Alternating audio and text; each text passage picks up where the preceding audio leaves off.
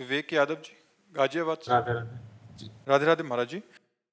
महाराज जी, परीक्षा में कुछ असफलताओं के बाद मन व्यथित रहता है। एक तरफ लगता है कि मैं कहीं अपने साथियों से पीछे छूटता जा रहा हूँ, दूसरी तरफ लगता है अगर सफल नहीं हुआ तो मेरा क्या होगा। महाराज जी, ऐसे में महाराज जी मेरा मार्गदर्शन करें कि हाँ मैं बिल्कुल, कैसे। ये नई अवस्था में ये सोच तो होती है। अगर बच्चा हम एकाग्रता पूर्वक अपने पाठ को, तो हमें लगता है कि फेल कैसे हम हो गए। आपके ग्रंथ इतने बड़े बड़े नहीं, हमारे ग्रंथ इतने मोटे मोटे हैं। स्वाध्याय हर चीज का 10 साल पहले पढ़ा होगा, अगर वो बात पूछोगे तो अभी 10 मिनट में पूरी उसकी व्याख्या करके बता देंगे। अगर आप प्रयासरत हो, प्रयत्नरत हो, तो अपने विषय में असफल कैसे हो जाते हो। या तो आप ब्रह्मचर्यहीन हो रहे हो, इधर उधर प्रपंच कर रहे हो, अपनी पढ़ाई से विमुख आचरण कर रहे हो, मनोरंजन कर रहे हो। नहीं तो बच्चा, अपने चैप्टर को हमें 1 साल दिया जाता है, 1 वर्ष दिया जाता है अपने चैप्टर को कंठस्थ करने के लिए, पुष्ट करने के लिए। कितनी पढ़ाई होगी। बिल्कुल, मतलब जिस विषय में लगो उस विषय में एकदम। तो हम कह रहे हैं तुम्हारा जो चैप्टर है हम उसे कंठस्थ कर सकते हैं। तो हम इतने कमजोर क्यों हैं कि हम फेल हो जाते हैं। अगर ये हो कि भाई टीचर कोई पक्षपात करता है तो बात अलग है, नहीं तो हम फेल क्यों हो जाते हैं। कहीं ना कहीं हम गलत हैं, हम अपनी गलती को सुधारें। और असफलता मिलना सफलता का एक प्रतीक है कि हमें और जोश आना चाहिए। आप जीवन में कभी असफल नहीं होंगे। रात दिन पढ़ाई करो, ब्रह्मचर्य से रहो, भगवान का नाम जप करो, माता पिता की आराधना करो। कौन सी उन्नति जो तुम्हारे चरणन चूम ले, कौन सी उन्नति जो चरणन चूम ले।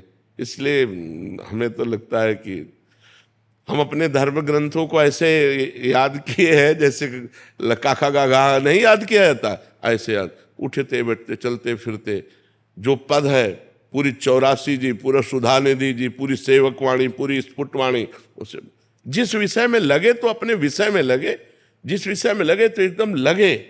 तो आप फेल कैसे हो गए। अपने विषय का ज्ञान आपको क्यों नहीं है।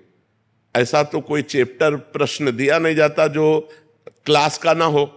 मान लो आप 12वीं में हैं तो 12वीं के क्लास के अंतर्गत ही आपको दिया जाएगा। ऐसा नहीं है कि आपको आगे का दिया जाए। आप जितनी क्लास में पहुंचते जाएंगे योग्यता, उतना ही आपको प्रश्न दिया जाएगा। तो हमको अपने चैप्टर को घुस करके घुन की तरह लगना चाहिए। जैसे गेहूं में घुन लग जाता है ना, पूरा खोखला कर देता है, ऐसे में अपने चैप्टर में लग करके पूरे चैप्टर को अपने माइंड पे बैठा लेना चाहिए। हमारा माइंड बहुत विस्तार से है, अनंत जन्मों के संस्कार भरे हुए हैं। छोटी सी चिप में मन की अनंत जन्मों के, तो ये सब पूरा आपको भर लेना चाहिए। कहीं ना कहीं आप प्रमाद कर रहे हैं, कहीं ना कहीं आप त्रुटि कर रहे हैं, उसको संभालिए। नहीं तो ये निराशा ऐसी बढ़ जाएगी कि जीना मुश्किल हो जाएगा। बच्चे, अभी बच्चे हैं ना, अब जैसे देखा कि जैसे इन्होंने कहा हमारे दोस्त सफल हो रहे हैं, तो दोस्तों के सामने नीचा, घर परिवार में जाने पर कि यार हमने यार इतने रुपए लगाए और तुम फेल हो गए, यार ठीक नहीं है। अब वो अंदर से इतना घुट जाता है कि उसे एक रास्ता दिखाई देता है। ऐसे कोटा में बहुत से बच्चे जो करते हैं, उसका कारण है कि उनको एक रास्ता नजर आता है कि अब मित्रों में कैसे जाऊं और घर के परिवार वालों को कैसे मुंह दिखाऊं। हर जगह ये आता है कि फेल फेल फेल, तो इससे अच्छा है कि हम कर लेते। कोई रास्ता थोड़ी है। आप भूत प्रेत बनोगे, फिर नाना प्रकार के और दुख भोगोगे। हमें चाहिए कि हम अपनी गलतियों का सुधार करें। मोबाइल में रील देखने में समय बर्बाद ना करें, गेम देखने में बर्बाद ना करें, गर्लफ्रेंड बॉयफ्रेंड वाली झंझट में ना पड़े, इस प्रपंच में ना फंसे। अगर आप सही से चलो और ब्रह्मचर्य धारण करो तो ब्रह्मचर्य में इतनी सामर्थ्य है कि सब कुछ याद हो सकता है। बच्चा सब कुछ याद हो सकता है। तो आप निराश मत हो, संयम में चलो और आगे उन्नति को प्राप्त हो। ऐसा नहीं कि बराबर अवनति हार ही हाथ लगेगी, ऐसा नहीं है। आप प्रयासरत रहो। ठीक है।